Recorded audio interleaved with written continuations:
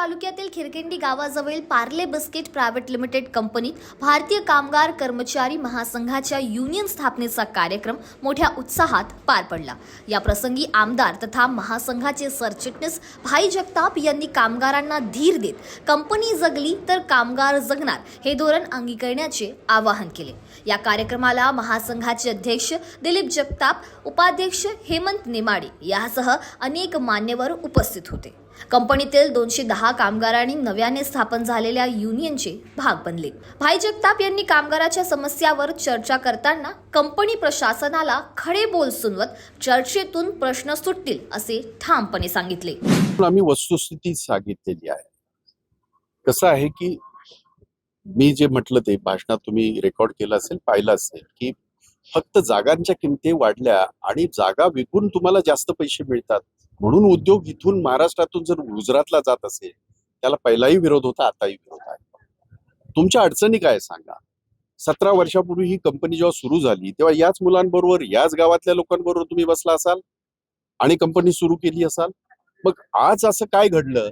बरं, हे काही प्रोडक्शन असं नाहीये, ही कुठचं मशीन नाहीये की जिथे फार मोठी कॉम्पिटिशन आहे। नाही, बाजारामध्ये फारशी कॉम्पिटिशन नाही, हे मी अगदी मनापासून सांगतोय तुम्हाला की ह्या सगळ्या ज्या गोष्टी आहेत याला कन्झ्युमर आयटम म्हणतात आपण, जे आपण कन्झ्युम करतो तो असलेला हे आहे। आणि त्यामुळे समजा तुम्ही आधुनिकीकरण करा। आज अनेक अशा याच्या मशीन्स आलेल्या आहेत ज्याच्यामध्ये तुम्हाला तुमचं प्रोडक्शन 10 पटीने वाढवता येतं। परंतु ते न करता अशा पद्धतीने फक्त कामगारांच्या डोक्यावर सगळं हे टाकून दोष टाकून जर तुम्ही त्या बंद करण्याच्या, मला ऐकायला ते येते म्हणजे म्हणून मी मुद्दाम त्याच्यात लक्ष घातल्याने रवीला सुद्धा तेच आमच्या समोर आव्हान आहे। बंद करणं म्हणजे हा शेवटचा पर्याय असू शकत नाही ना। इथली जी आर्थिक व्यवस्था आहे, इथली जी सामाजिक जी व्यवस्था आहे, इथली जी सामाजिक बांधिलकी आहे त्याचं कोणाला भान नाही का, ते मी सांगण्यासाठी आलो। आणि मला ह्यांचा अनुभव फार चांगला आहे।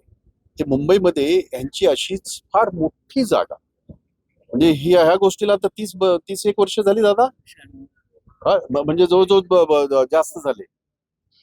आज तिथे सगळ्या गगनचुंबी इमारती तयार झाल्या, कारण मुंबईला जागा कशा पद्धतीने आहे तुम्हाला माहिती आहे।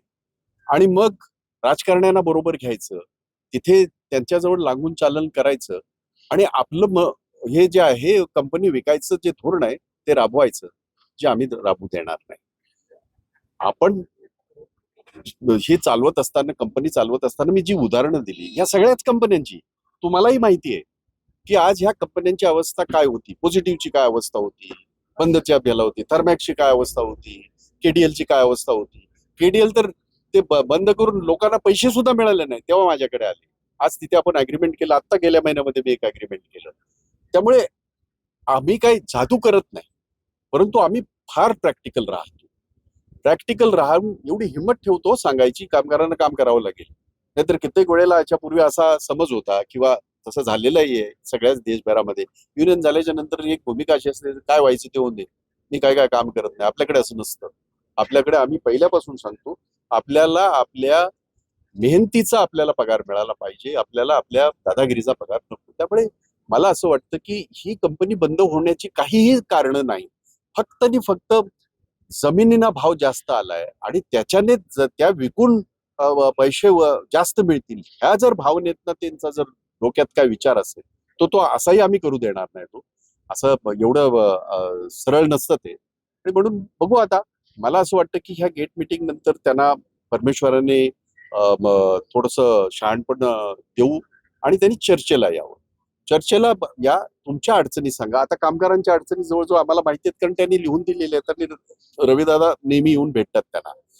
तुमच्या अडचणी सांगा, कामगारांकडनं काही चुकतंय ते सांगा, ते दुरुस्त करू ना, अशी ही भूमिका घेऊन या गेट मीटिंगसाठी मी आलो होतो। मला असं वाटतं की माझी भूमिका ही कंपनी आज जे काही टर्नओव्हर आहे, मला माहित नाही यांचं टर्नओव्हर किती आहे, माझ्यासारख्याची भूमिका असेल ते डबल कसं होईल, ते अधिक कसं वाढेल, अशीच भूमिका घेऊन आम्ही सगळ्या कंपनीमध्ये वावरलो, इथे सुद्धा आम्ही तसं वावरू।